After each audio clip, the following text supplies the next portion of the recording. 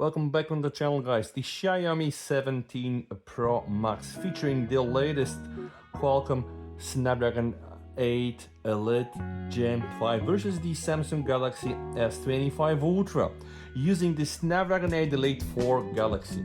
In this video, what I'm gonna be doing, guys, is a 3D Mark Extreme stress test. You know how it goes, 20 rounds, but I will record this with my new thermal camera that I got yesterday. You might have seen my video, the unboxing video. I really meant it when I said it, that I really want to use this camera right now in my performance and benchmarking. So the brightness is going to be set to auto brightness. Everything is set to do not disturb, guys. We have 75% on the Xiaomi and 71% on the Galaxy S25 Ultra. And of course, I'm not going to be throwing out the old temp gun, guys. You can see 26 Celsius for the Xiaomi 17 Pro Max and a bit higher, 29 for the Samsung Galaxy S25 Ultra. Now, something that I would like to do, I will use the Good Guardian and the Thermal Guardian, and I'm gonna set the thermal threshold with +2 Celsius, which means that my phone is going to be hopefully able to tolerate more heat. And I'm going to go inside the Xiaomi 17 Pro Max, inside the battery, and I'm gonna try to use the performance mode. Now, this mode should actually not affect benchmarking, but who knows? So performance mode, +2 Celsius here, guys.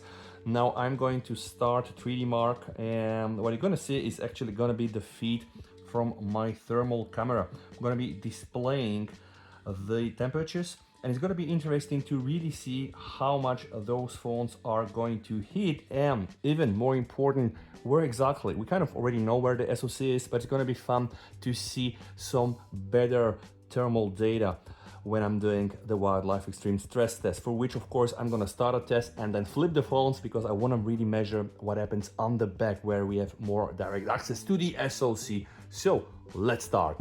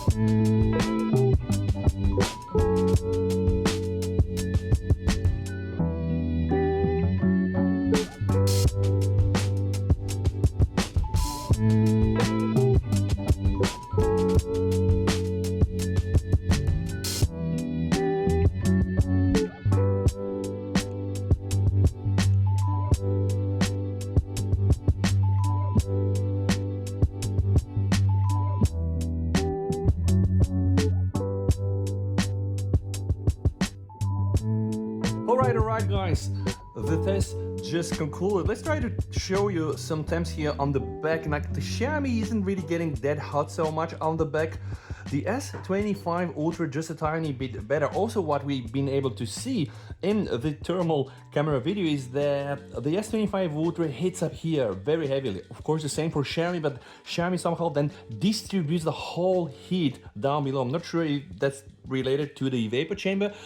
Oh, now let's go and check the results, guys. Yeah, as expected, not that bad, guys. 71% of stability. How is this derived? So the best loop score, 5,900, versus the lowest loop score, 4,200, guys, and then we get the stability rating. Now, my bet is that the S25 Ultra is gonna be lower. Let's see if I'm right. Yeah, okay.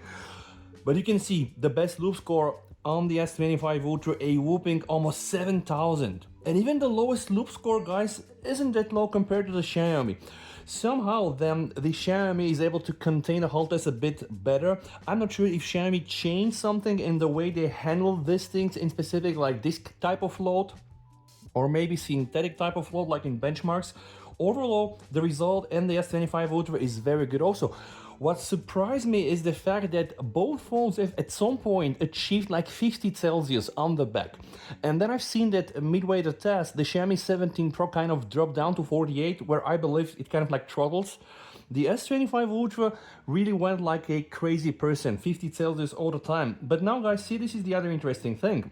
here we can see that the internal temp reading was from 25 Celsius to 46, and here from 29 to 44. But what I was measuring with the thermal camera was absolutely almost kind of the same.